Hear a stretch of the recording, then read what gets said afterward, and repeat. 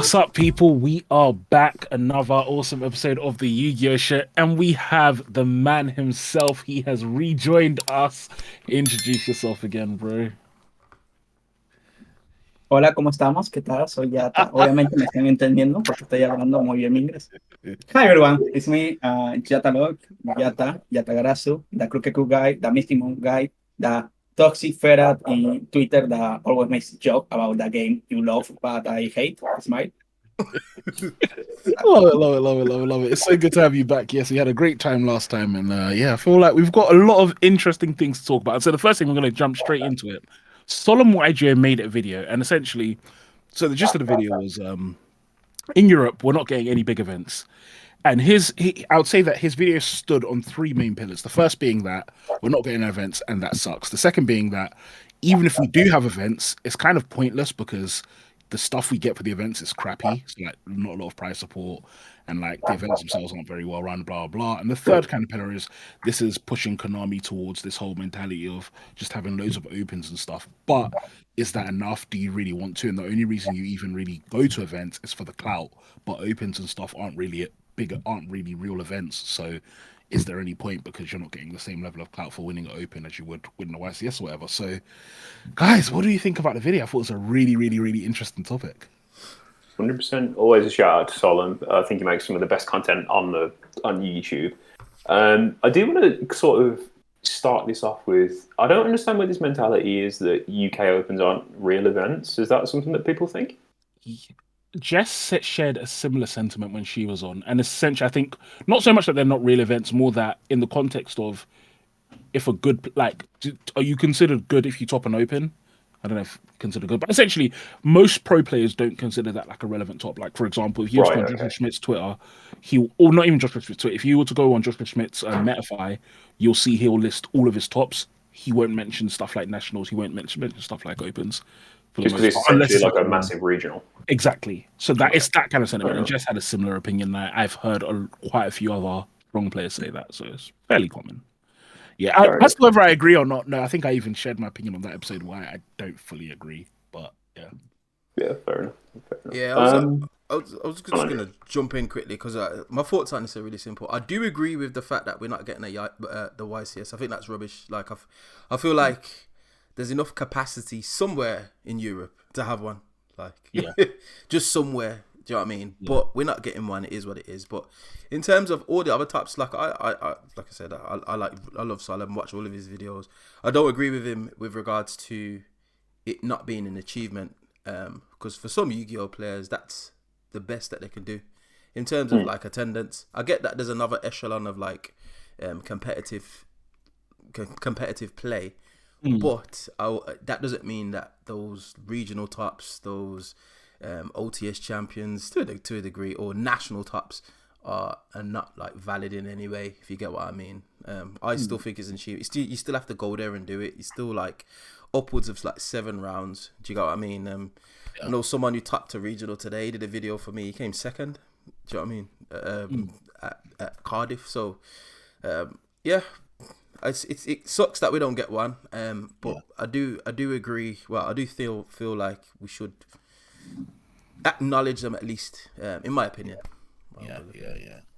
What about you? Yeah, what do you think? I think it's my turn. Yeah. We are going like that. Yeah. Okay. Yeah, why not? I think it's amazing that you actually invited a Latin American YouTuber to talk about Yu-Gi-Oh in Europe. Like I thought it was a prank when he told me that, like, but now I think it's serious. Okay, yeah. That's one. Two. Yeah, I know Solen, great guy.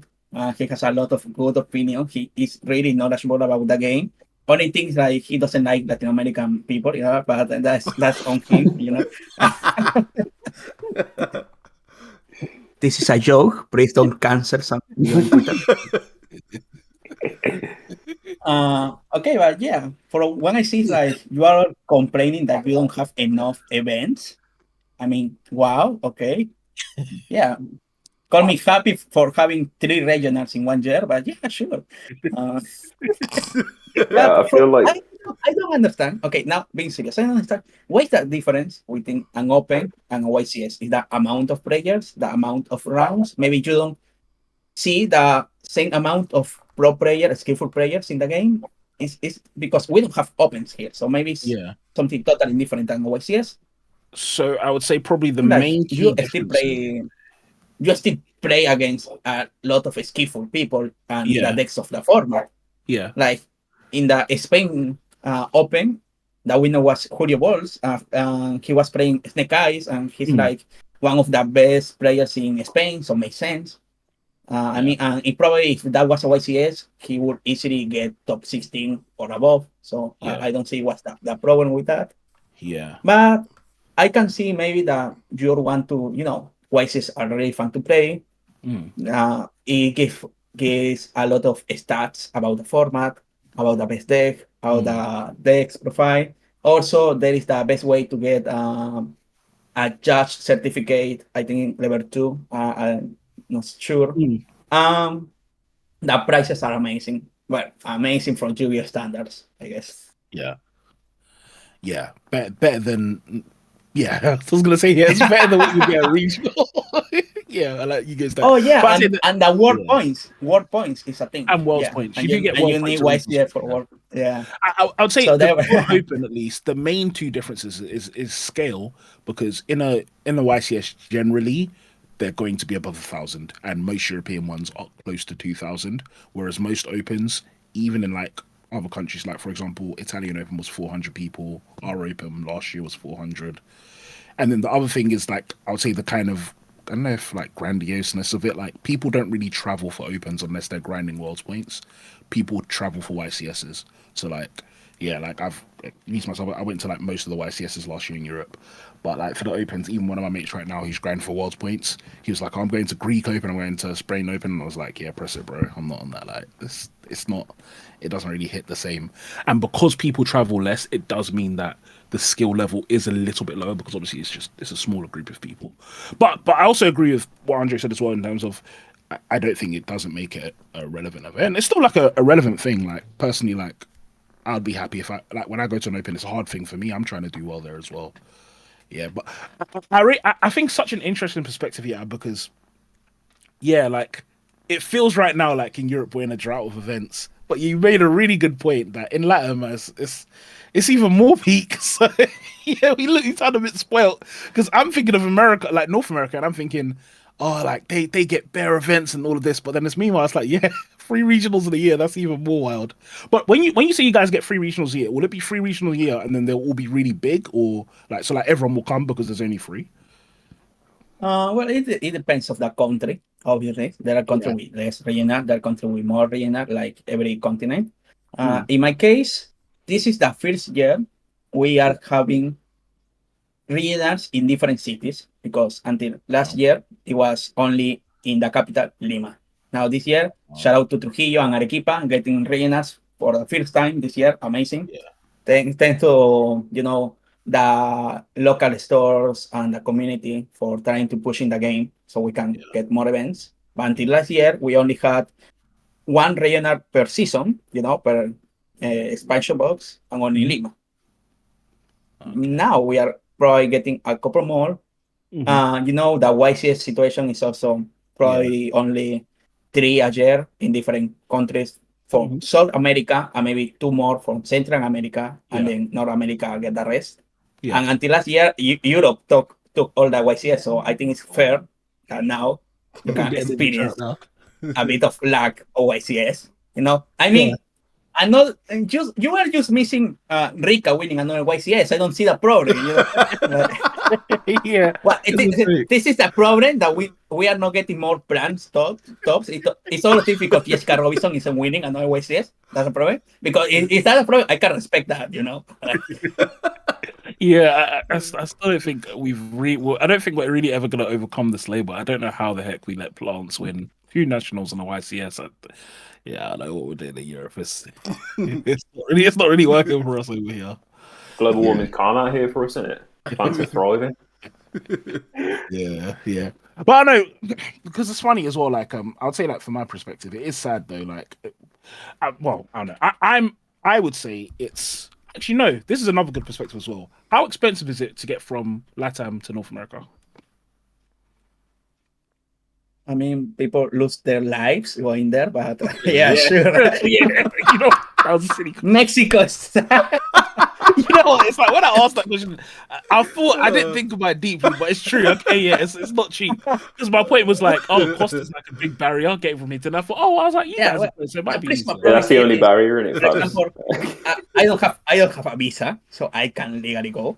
Yeah. Okay, So yeah. I don't know the price because I don't have a visa. Why would I check if I Yeah. can go and how Yeah. much So- is it?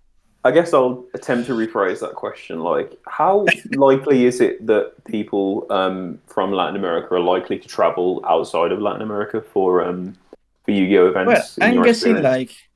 like the best players will probably try to go because Yeah. they can afford the best decks and they can afford to travel Yeah. and they can like exchange the prices or get sponsors like Andres Torres, Yeah. or Kay Chavez. Yeah. Yeah, shout out to Andrea. Yeah, it depends on the player, but I'm gonna be honest, probably like 90% or more of the players here can't go to North America. So Okay. So it's not even. also maybe Europe they can go. Yeah. So like Yeah, yeah. So it's definitely not straightforward.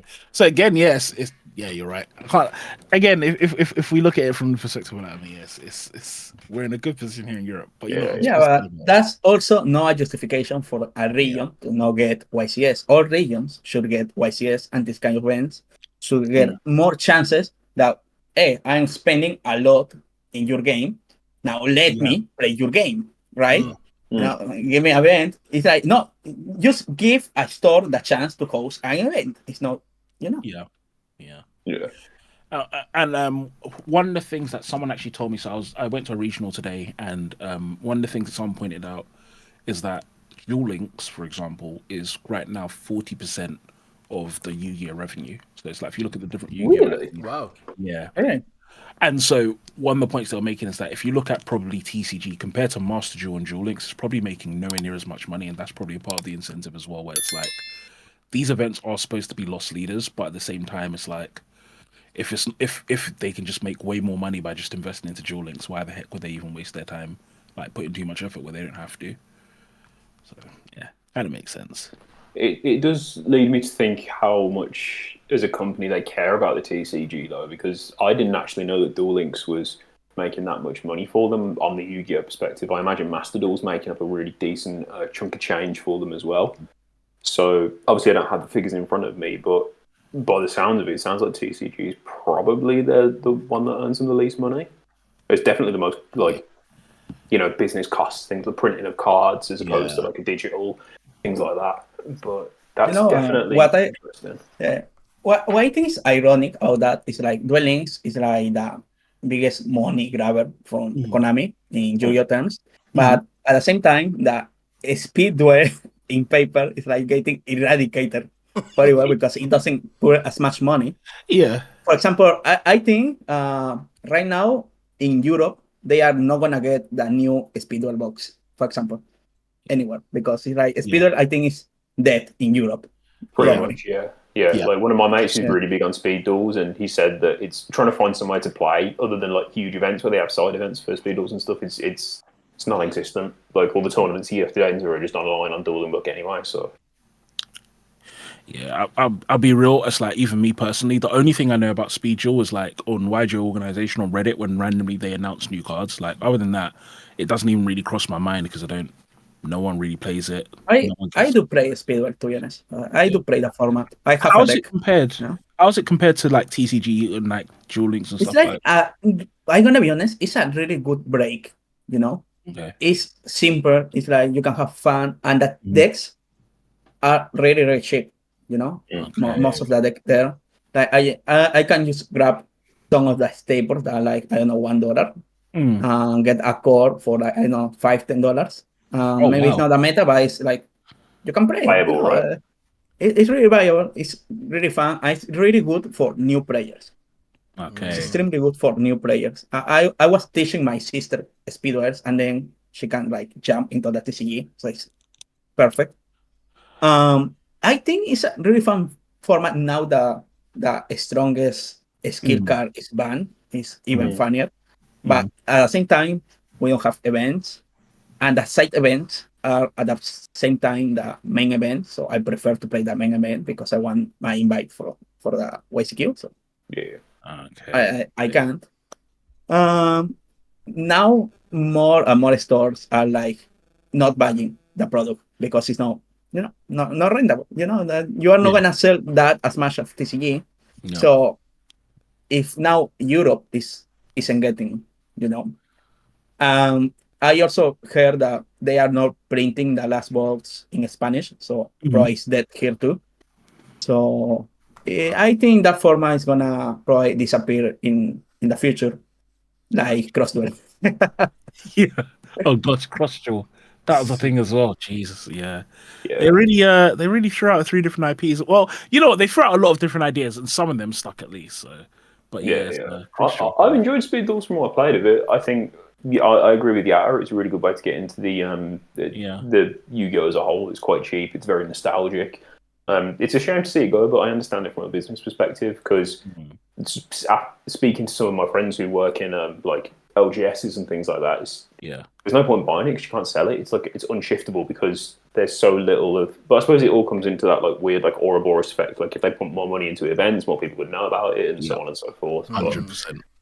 100%. yeah, Okay, we're gonna move on to a new topic, and it is look, over the last week or two, there have been a huge amount of releases and announcements. I think today I saw Trickstar support, which I'm also not happy about. I just It's not a deck, but I think there are two that are really big in my head. The first is Gimmick Puppet. Gimmick Puppet got a whole host of flipping mad support. I mean, if you have played Big Gimmick Puppet in the past, the deck don't do nothing. Like it didn't really work. Like yeah, it was barely functional. But now I saw a video. It's funny. Lithium just titled the video like ha ha ha ha ha. That was it. I was already like, what's going on? I clicked it, and then he just shows a video of him just FTKing, and it's like their field spell as well is like basically says you can't interact with my board. That's what their field spell essentially says, and they just FTK you turn zeros. That's gonna be really interesting to look at. But yeah, have we looked at the Gimmick Puppet support yet, guys? Has anyone else seen it? I've looked at it. I think I look at it in the same way as that I look at any other FTK deck, like just droll, nib, just Yeah. probably be all right. But I think it's cool that all these sort of older I say older, like more niche archetypes, I suppose you should say, are getting support. Yeah.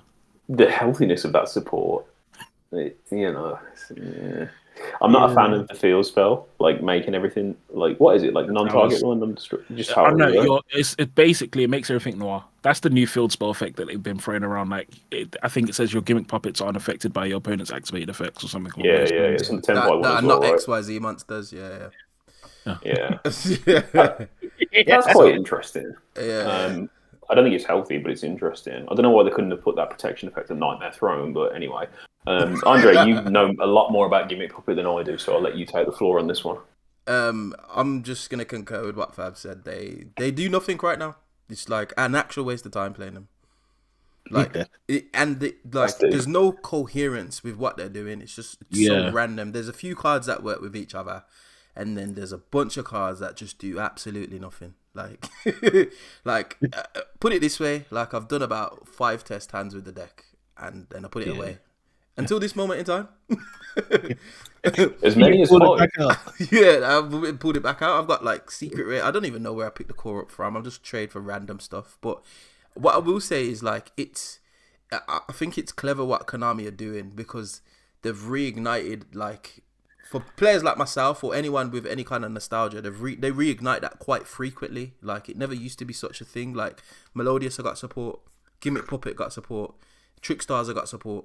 All decks that I've just had. And I'm like, wow, like I want to play all these strategies and I want to see all the new stuff. Does it work with the old stuff? What's it going to be like in the meta at that time? Like, and I've got my brain's ticking and I'm thinking, let me just get involved now. Do you know what I mean? And I think that's a good thing. But then I think in the current meta, like, will it get slapped by Snake Eye? Like, do you know what I mean? Yeah. And that's the dynamic that I'm in at the moment. But it's a good dynamic because I'm thinking about Yu-Gi-Oh. Do you know what I mean? Yeah. Yeah. Yeah, what are you thinking about the Gimme Puppet support? I mean, your channel mascot is Yatagarasu. You must love an FTK also. uh, well, first, of course, the branded player wants to talk about Jimmy Puppet, Uh, two, before joining, I was actually editing a video for the Jimmy Puppet. Because I think it's like that timing is perfect because everyone is like, no, one Jimmy Puppet Nightmare. Now it got a reprint, everyone is playing it. Okay, so I think the solution here is making Jimmy Puppet playable. It's my. Uh, Oh, but I actually read the support and mm, it's good in terms of Jimmy Puppet. yeah. It's consistent. It have a lot of praise. It have a it's got anime duelists in a car. Things are getting serious when a deck got that. Yeah. And of course, the best thing is that they can now summon Zeus, Zeus in like Oh without gosh. battle phase in the first turn because Zeus is like two level 12 machines, I think, Yeah. and Jimmy Puppets are level 8, but they can get 4 more levels, so it's Yeah. 12. Yeah. But I hype not for the Jimmy Puppet support, I'm hype for the Melodious support. That Mm. support is crazy Yeah. good. It's Yeah. amazing. I actually Yes. one of the first decks I played was Melodious Kaiju. So I'm Oh really, wow. really pumped for that. Yeah, it was a really amazing deck. Like, hey, you can destroy my monsters. You can like destroy for battle, you can target, and they have a boss monster that can burn you for damage. Mm, mm, And if I summon a Kaiju in my fields, you can't Kaiju it. So it's yeah. okay, GG. Okay, yeah. Yeah. And now they have monster that can banish the entire field, which I think is gonna be clutch against Snake Eyes. Yeah. And they also got Schuberta that can banish 3 cards from the graveyard. Also amazing against Fire Yeah. King and against Snake Eyes. Yeah. So, but Definitely. I don't know if we are gonna see Melodious so powerful here as the OCG because Maxi is a thing. Hmm. But do you know what's interesting? I feel like now is like the perfect time for them to release Melodious because I do think Melodious has a very fantastic matchup into Tenbai, which is coming out at the Mm. same time. Like genuinely, if you summon a board full of Melodious monsters, Tenpai's doing nothing. Like they're not out. How are they out in Aria? They can't out. They can't beat over. So like Aria Elegy is peak. So I think it's gonna. Even though I agree, I don't think it will. I think the lack of Max C and the fast forward will make it harder. I do think this is like probably the best time for them to be released. It's going to be really interesting watching Melodious. You guys know I've been saying the same thing as well. Like, I think that deck's got a lot of potential, like as like this kind of like funny roguish kind of deck on the side. Yeah, definitely going to be quite good. Yeah. But and then the last deck that I think that we should quickly chat about is Drytron. Drytron got a bunch of support too. Yeah. I'm in obviously members of the Sanctum squad are all really big on Drytron. Fabs, you're a Drytron player yourself. I've sort of missed the boat on that. I prefer to hard summon a Vanity's Ruler instead of comboing for it. But yeah, it seems like the support is sort of hitting the market needs to, but also missing it at the same time.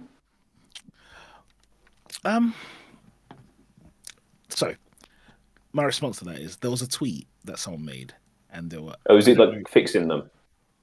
That one. No, oh, I don't think so. It was basically someone I don't know the person's name, but they basically said something along the lines of the Drytron support's really bad, and and no one can convince me otherwise. And if you say anything otherwise, I'll block you or something like that. And It's probably ailing. It's probably ailing. I yeah, have to guess. It's yeah. probably ailing. And I was just looking at it, Okay. I was thinking, I was like, this just sounds really wrong because the support is really, really good. I feel like the only thing about the support that seemed a bit weird at first is that like it locks you into machines, but it doesn't matter because it only locks you into machine ritual summons. But you can still like tribute Benton for the effects and stuff. And if you've ever Mm. played like Drytron before with if you played Drytron before with Ava and Herald and you played it after, there's like a marked difference where it's like Herald just it usually doesn't get more than 1 or 2 negates anyway because you just don't have enough discards. And it's like I feel like they wanted to essentially give you Herald, but like kind of limit it a bit, which is why they gave you the new 5k monster and then like attach a cost. But I think the support is actually really, really good. I feel like a lot of people are hating on it for some weird reason, and it's it's great. Like, I can't see a world where you don't play it.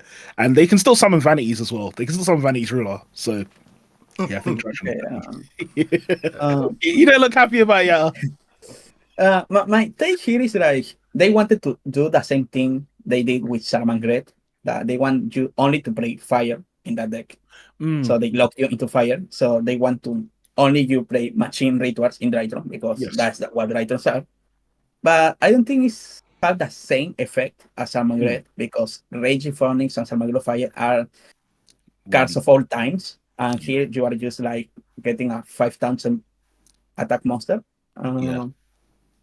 People are gonna need time to take this change because until now, Drytron was only lock you from monster effect or lock you from main phase one. They need to. Konami's one leave the stone, embrace the combo, please, please stop playing floodgates. I'm begging you. Yeah. It's not the same, Konami. It's not the same. You are like you all this time talk of not letting the opponent play. I will want that. And here it's like, it's not the same. It's like, oh, I'm gonna activate my trap. Oh, Cosmic Cyclone. Okay, GG. But yeah. I think it. Do you know what this reminds me of? I don't know. I think it was MBT that did a video on it about like actually testing decks and finding out like optimizing them basically. And I think this is that symptom. Like, so the support's been announced.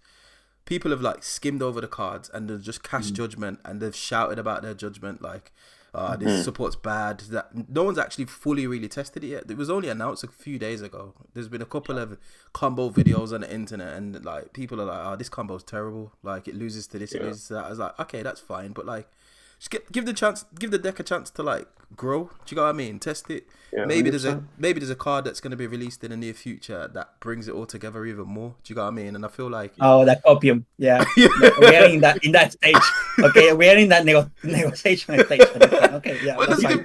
give the deck a chance at it. Like it's not that bad. Yeah, you know what I say about the sport as well. Again, it's like because I've like funnily enough I've played the deck quite a lot since the new sport because before this one I was playing Math Mech, and then before that I was playing Drytron, and like genuinely like the deck is a lot more consistent and effective than it was before. Like it seems like cope, but it's actually good. And like, I think another nice thing about the deck between now and before is like if you played Drytron before, one of the big like sucky things is that there was really no reason to play beta. Drytron needed more names, but it's like, why play beta? It's not doing anything. Whereas now there's kind of a reason to at least play one beta. Like there's several cards there's several combos now with like beta and the new. It's got a weird name, new 2 and stuff. But I think the deck has potential. I think when the sport comes out, it's actually we're gonna see people play it. I think Chaos Max is still probably the best way to play the deck because it's hard to beat. Just tell your opponent they can't use a card effect. I definitely agree with that. But I think that also, to me, signals that there's a big chance Konami is looking at hitting a card like that, because when they release support like this, it's like, okay, we want you to play the support, so let's ban Chaos Max so you don't just play that instead. Yeah. So I can see Konami doing that. There's an argument there for, like, with the Centurion support, like, you could make the argument they may sort of lean towards banning Hot Ray Calamity just for, like, a quality of life hit of the game. They've made hits like that before. There's nothing to say they won't do it again, so that's a good point I didn't actually think about, Fabs. And just to sort of like close this out as my thoughts on all of the legacy support, really, I wholeheartedly agree with what you said there, Andre, about like people are just really quick to form an opinion and shout about it. And the one thing I'll say about it is, and this is going to sound like I'm throwing shade to like a lot of YouTube channels, but I'm really not. Like, there's a reason that like all the builds that you see of a deck with new support on YouTube generally look nothing like how the deck becomes like, other than a few channels here and there who are like solely dedicated to archetypes, like for example Jaden BR, like as soon as the Yugioh support came out, like he put his video up and it's pretty cut and dry as to what the list is now that people have sat with it for a few months. But like form your own opinions, test the deck, see if it's good, see if it's not. And something that one of my friends always likes to say is one man's trash is the next man's dinner. So friend is that? I'm not even at their house. What the heck? Yeah, fuck. Hey, sure. Yeah. Yeah, on that powerful note, Dad, I think you have some amazing questions for Yata, don't you? Yes, so Yatta, you remember last time you were on, we did Am I the Asshole. We started to mix it up a little bit. I got a new section called A or B, which I've shamelessly ripped off probably about 1,000 other podcasts. So basically, I'm going to ask you a series of A or B questions. You either say A, B, well, one of the options, or both, or neither, and then we'll just not too much thought into it. You ready to go, my Okay, friend? teacher. Yeah. Okay, teacher. Okay, so we'll start this off with a nice, easy one for you. Flew under ease or crooked cook? You can't do that to me. You can't do that to me. Nah, fuck it. Fronderies. Yeah, Really? Oh, okay. It's yeah. interesting. Fronderies. Interesting that you say that, like, because like you always say, like the crooked cook combo is a big aspect of like your channel and your brand and stuff. So, what actually makes you pick Flew there? I'm curious. Hmm. Because I actually love that deck. It's that deck I'm playing right now. I test it a lot. I'm also the best fruit player in the world is here in Peru. So I always like take advice from his, like my sensei. Yeah. In case Crooked Cook is like the deck is done, until there is a new card, the deck is done. There is no more improving it. So it's like, Yeah. yeah, it's there. I love the card. I think really fun. But until Mystic Mind comes back, the deck is gonna stay there. Yeah. So I'm guessing in the next ban list when Mystic Mind comes back to one, I'm gonna, play again Crooked Cook. Yeah. Fair enough. Fair enough. I love that breakdown. Actually, I like your thought process there. So the next question is: do you think a better investment is staples or deck cores? Staples, 100%, because you can play it in all the decks that you can buy later, or you can only play one deck, but the non-engine is always gonna change Yeah, depending of the format. And I think my answer is correct, but I never take my answer and just buy the cores, and then it's there sitting in a box uncompleted because I don't have the staples. do as I say, don't do as I do. Okay. The next question: combo or control?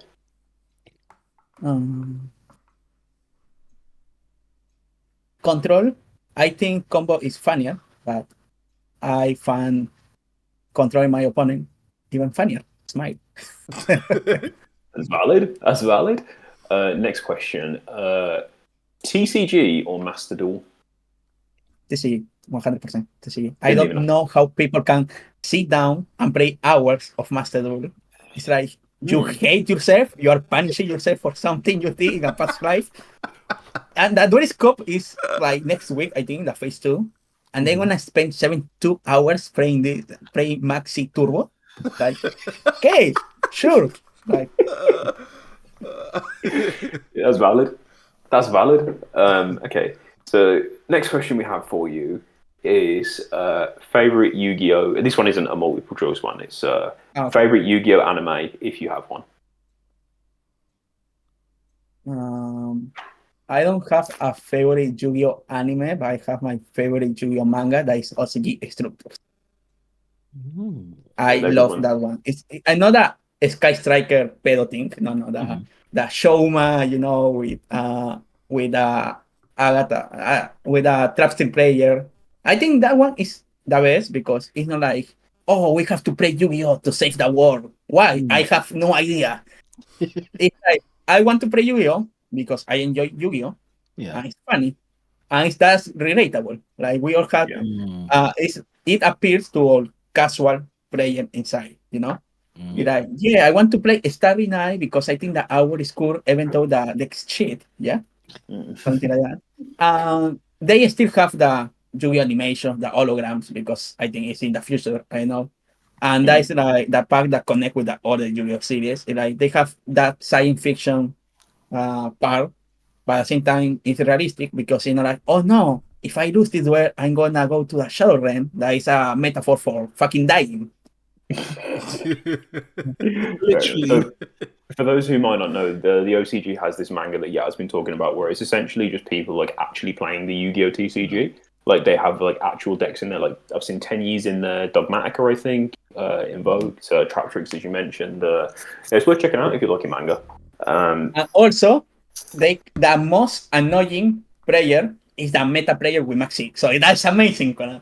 Good one. Good one. That's big manga.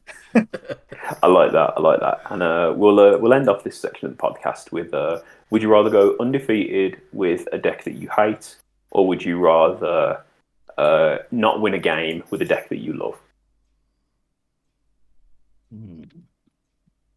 I'm gonna pick winning with a deck I hate because that's Okay. because until now I have never win with a deck I love or I hate or in general. So I would like to experience that at least one, you know. So yeah, I mean, Yeah, Fair I'm enough. about to Fair say enough. that, Well, that was ALB. Thank you very much for your answers. Yeah, I think it's time, Fabs, we moved into a topic that I actually did touch on earlier, but we were talking about it earlier on in the week, and that is to do with coaching, right? Yes. Oh my gosh. So, oh yeah, okay. What do you want me to teach you? Where are you having problems? yeah, Okay, so here you can actually activate things during the start of the battle phase. Okay, don't forget. I love Ya's intro to this because this is literally exactly so. Essentially, if you guys don't know, a lot of people in the Yu-Gi-Oh community do different things. So they do coaching, they make spreadsheets with decks and stuff. And the thing that started this off is, and I hope I'm not getting the name wrong, I think it's Dinka Fam Din made. Kang fan, I think it Yeah, is. yeah. He made a spreadsheet for Pearly.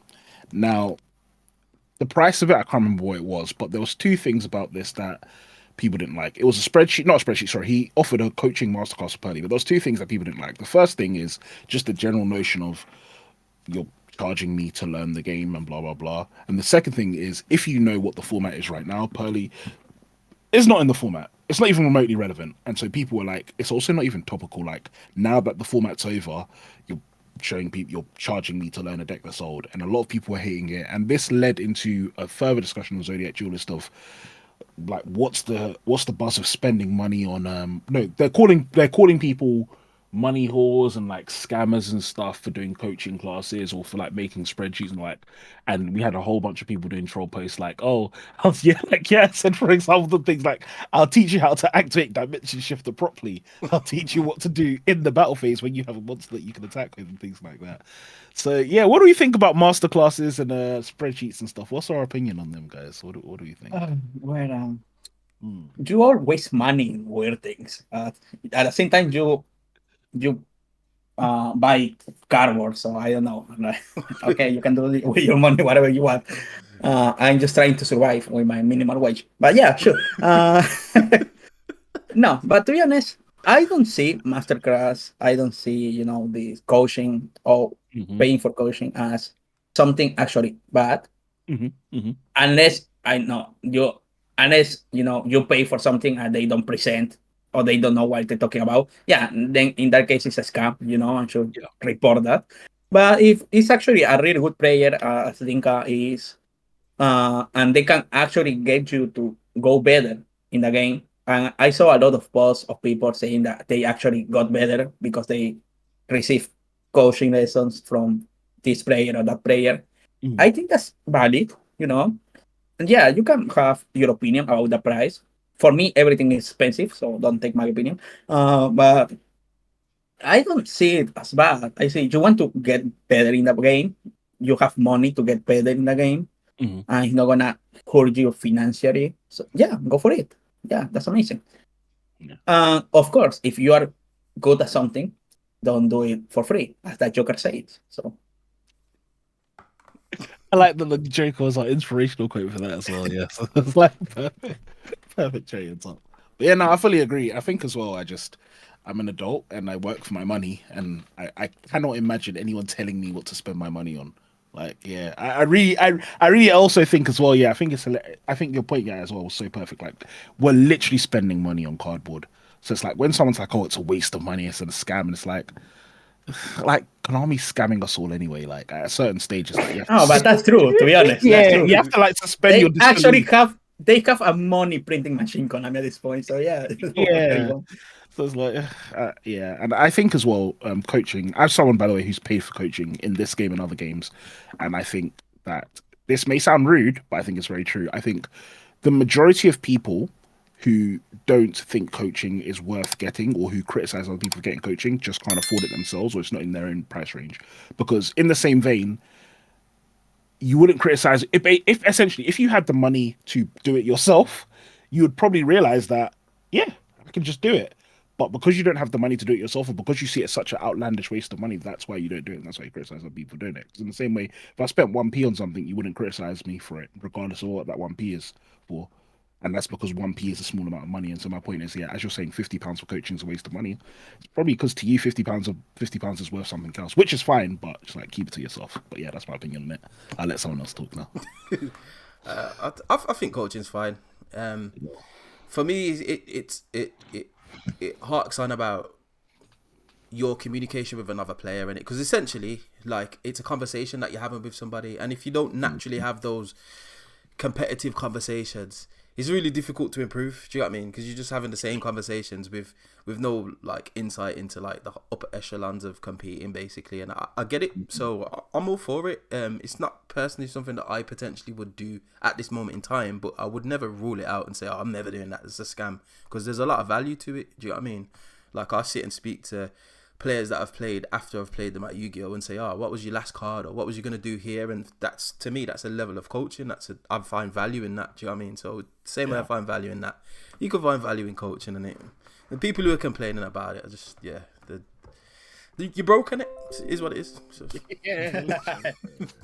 And now for advice for broke people like me, because I don't have money. If you want to and don't want to pay for it, find a local in your area with the best players. Yep. Go there. Ask for a casual game. Doesn't matter if you lose. Just pay attention to whatever they are doing. And then just ask for advice. Yeah, it's not going to be so detailed as when you pay for a one-of-one session, but everything they can tell you, if you apply it, it's going to work. For that reason, I'm getting better. I just I search the best front-end player, and like, what should I be doing? Oh, you should play another toucan, because that way you can play a round roll. And that gives me games. Yeah, that's actually a really smart idea. I should do that, because before I was just playing one toucan. I never see it because, I'm going to use search it from Roina. Force, they always has Ash. Yeah, it's good. Or otherwise, instead of banishing Empen and getting back under draw with toucan, search for the trap and play in their turn, because they won't draw you in their own turn because they have to play. Yeah, that's genius. Yeah. Just do that, and you're gonna win games. So do that. Go search for people and talk. If you have social anxiety, well, yeah, I can do anything for you. Yes, it's very true. Yes, and I agree with that as well. It's also it'll teach you how to just not be like, I don't want to say it. Fuck it. Not be a dweeb. Like, just learn how to talk to people. Learn how to talk Teach to you social interactions as well. just, but Dan, of course, the branded player says that. Yeah, sure. Wait, I don't know if I've upgraded you. I'm no longer a branded player now. Now I am a rescue ace player. Technically. With the snake eyes or without snake eyes? I feel like I played Rescue Ace long enough about Snake Eyes to justify calling myself a Rescue Ace player. That's right. Yeah. You got on that deck since Amazing Defenders. Yeah. I'm a Rescue Ace. I've overcome Gimmick Puppet Lock, even though it will always have a place in my heart. Like, of course, when a Rescue Ace player sets force, no one says anything. But if I set 4 and pass, of course, I am that toxic player. That's yeah, sure. Actually, you're actually leading me on to another thing that I want to talk about. But Dan, I feel like you're suspiciously quiet on that topic, so I really want to hear your opinion before we move on. Do you know what it is? Specifically about coaching, I actually think if you want to become a better player and you want to take the game seriously, I think it's probably the best way you can spend your money. Especially if your local environment isn't as competitive as you would like it to be. I suppose for like us specifically here, it's a little bit of a different kettle of fish because we don't have as many events as the USA does right now. But Mhm. that drought will end. Cope. Um, but yeah, like let's look at this in terms of like an example. Let's take Mm. martial arts. If I said to you, Fabs, off this call, Yeah. like, oh, I'm going to spend £20 every couple of weeks to Mhm. practice martial arts because I want to get better at it, you'd be Yeah. like, yeah, fine, cool, whatever, do you? I don't understand why it's different to do that in something that isn't like physically based, I suppose. Yeah. Like, you can get coaching for Yu-Gi-Oh, you can get coaching for like League of Legends, I imagine, like whatever. That's exactly It's what I some got coaching for him, by the way. Yeah, But yeah, sorry, carry on. it's something I've Yeah, thought about doing. same player wise, of course. I But don't don't know. shower. So I don't know same enough about player. League to comment there. I think is right as well. I think if you're going to be looking at coaching though, you need to figure out what it is exactly you want coaching on and who would be the best coach for you in that. You shouldn't be, but I'd say this about anything that I would spend my money on. Like, don't just go to what's cheap in it. Like, look at what's going to benefit you actually, and what's going to fulfill the needs that you have. So yeah, I'm all for coaching, man, and actively. Like, it's something that I've been doing myself because I want to get better at the game. Yeah. Or spreadsheets is a different conversation for me, but I think that's a different topic entirely. So Let's go into it. Yeah, because uh, yeah. I think spreadsheets are a fucking scam, bro. Really? Wait, so Yeah. what makes you think spreadsheets are a scam but not coaching? Because 90% of the information on a spreadsheet is going to be put on YouTube by someone. I feel like that's true. I get what you're saying, but in my head, it's like the same thing. Like again, it's like No, you're no, just I agree. I oh agree with that point. Like, yeah, I wouldn't. It's hypocritical of me to say, I suppose, that I wouldn't pay for a spreadsheet, but I would pay for yeah, coaching because I feel like getting a spreadsheet for a deck doesn't mean you're a better player. It means you know more lines that can make you a better player. hmm But 90% of the information that's on that spreadsheet, I do think you can either just find out yourself if you're willing to, or get it off YouTube. And this is the thing that I think is mad. If you're paying for a spreadsheet, yeah. surely you're the kind of player that would like watch these videos and do these test hands, right? Maybe for a deck like DDD, it's different because that deck you literally need a degree to pilot. I can understand that. Yeah, I don't know, man. I'm not into I'm not about that So, spreadsheet. what, But if anyone wants a spreadsheet on new bell combos, just DM me. so what I'd say about spreadsheets, and I would say where I think most people are positioned who buy spreadsheets. So I think actually it's usually better players who buy them as opposed to whereas coaching you'd get if you're at a lower skill level. I think spreadsheets is more of a high skill level thing, and I think Which is most valid, yeah. people. And there's a specific person in my head who is very good, and the main goal of a spreadsheet is essentially it makes your practice time more efficient because Cheat when sheet, right? when a new deck, so a good example is if you look at Snake Eye when it came out, Snake Eye has so many lines and combos, and if I want to learn Snake Eye today, first I have to figure out all the lines and combos and do all of that work, and then I have to practice those lines in a relevant scenario. What the spreadsheet does is it removes that time of exploring the deck and figuring out the good lines. Like if you look at Landry spreadsheets, like and you know what, I don't think this is actually bad just because he's given this spreadsheet for free, so I'm going to show it on the screen. So this Fair is the enough. one that this is the Phantom Nightmare spreadsheet that he very graciously just threw out at the beginning of the format, which by the way I was incredibly shocked just because if there was a format to give a spreadsheet for Spreadsheet, free, yeah. it would not be this one. I would have thought like this is the one where he can really flex and make all the money he wants, but yeah, he gave this one for free. Shout out to Laundry doing God's work. Yeah, so I'm going to quickly show it on the screen. But if you look at the spreadsheet, the amount of detail that Landry goes into is staggering. And I genuinely can't think of another place. Also, don't laugh at the fact that I have like 50 tabs up. This is just how I roll when I'm working. But let me put this to the side. Right. While Fabs is doing this, I want to caveat: spend your money however you want in it. Yeah. Yeah. Like, don't let the opinions of like us change your mind on if you want to spend your money on whatever. So if you look at the spreadsheet, for example, so he has Fire King and he has the amount of quality. So for every single combo, like he tells you all the one card combos, what you end on, what it plays around. There's a video for exactly what happens and how you do the combo. And he did for flipping goblins.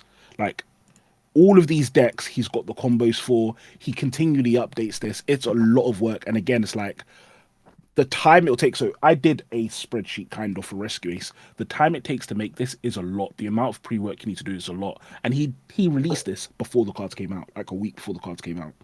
So it's like that's the value I would say that comes in spreadsheets. Like it really just shortens your practice time, and it means that as soon as the format comes, you're equipped and you can start practicing and get to there. That's why I think the value comes from them. But yeah. Let me rephrase my answer. I think if you're buying a spreadsheet with the mentality of it being like buying a walkthrough for a game, you're wasting your money. If you're buying it for its intended purposes, like Fab said, then I can see the value in it. It shut me up pretty rapid. I do also have a spreadsheet, to be honest. Is it going to be like? Is it going to be like Rubina? I want to see your spreadsheet. Yeah, I want to see yours. Yeah, let's see it. Yeah.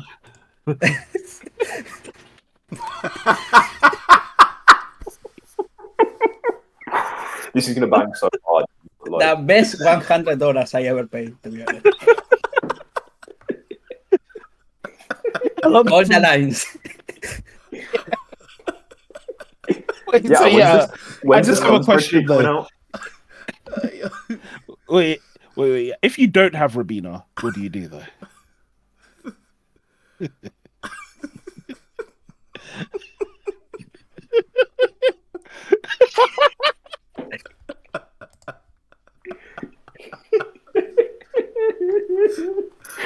It's gonna bang so hard as a clip when we're like Floo goo leaked. I'm gonna upload this as a Rubina. I'm gonna upload this to the Floo Discord as like a Floo Discord cheat sheet on how to play it. Yeah, it's gonna be legendary.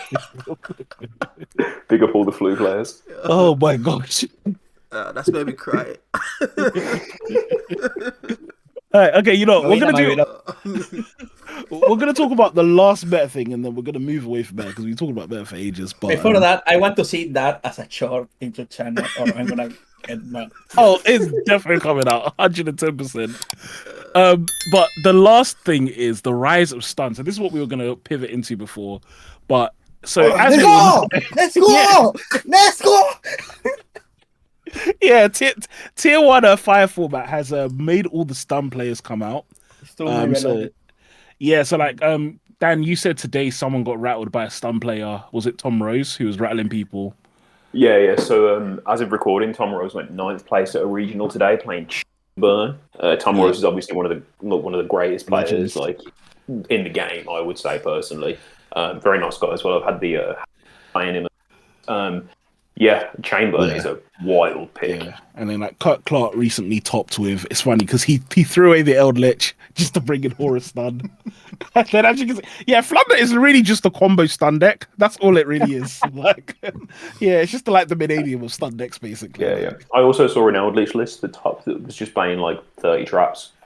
Yeah. So what do we think about this, guys? That the amount of summon limits in other stun cards has exponentially increased in the format. I hate summon limit. Wait. What is it summon limit that you hate though? This is the duality. Because it's probably the only Floodgate that actually hits me as I skittering. Yeah. Fair enough. That's a 3. Yeah. I think. Sorry, come on, folks. No, you go first. Right? I was going to say, to give it a nuanced take, I think, because the last time we saw stun really rear its head was in tier. And I think tier 0 formats are the best time to play something anti-meta because you can sort of be telegraphed and know you're going into a higher level saying, okay, I'm playing 9 rounds of X deck. Let me just play cheese cards in my main deck that will just win me games. We've seen the rise of that Springans card, the Golgander, which serves as somewhat of like not a Kaiser card. It's somewhat as like protection that sort of starts your ending off pseudo. I think it's interesting that these lists are all playing like the negate special summon monsters. I've not seen any playing Inspectable though. I have, unfortunately. Fair enough. A few on DB, yeah. Fair enough then. Not for the first time this podcast, Fabs has shut me right up. Yeah, I don't know. I think whenever stun comes out, it's a sign to me that we need a ban list.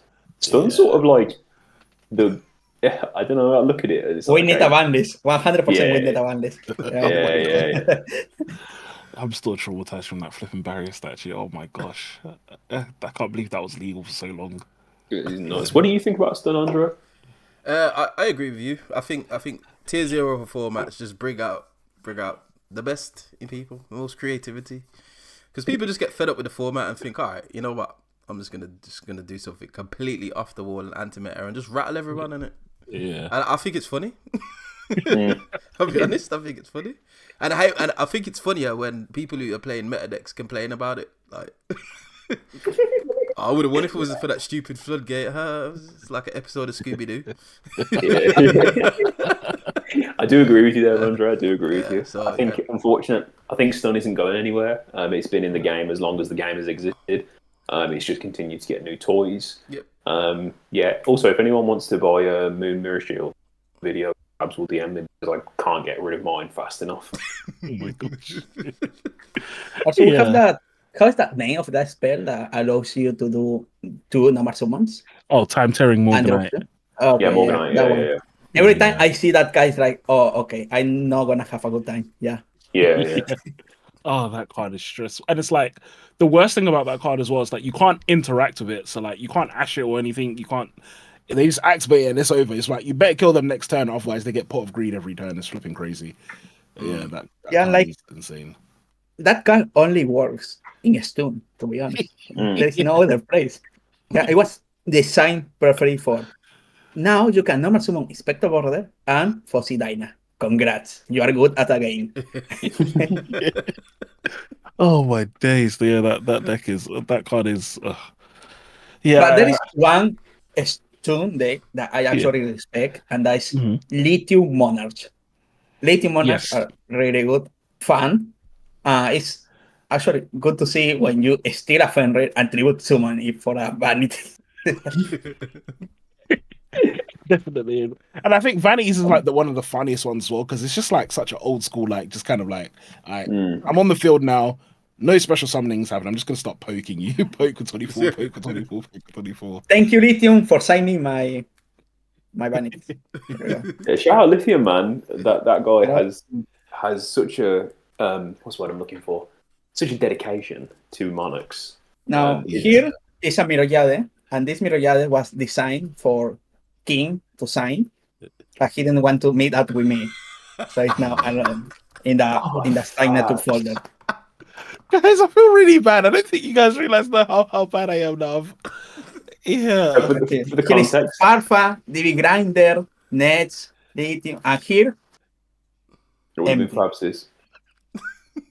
So for a little bit of context, viewers, Yatta Locked was in the UK recently.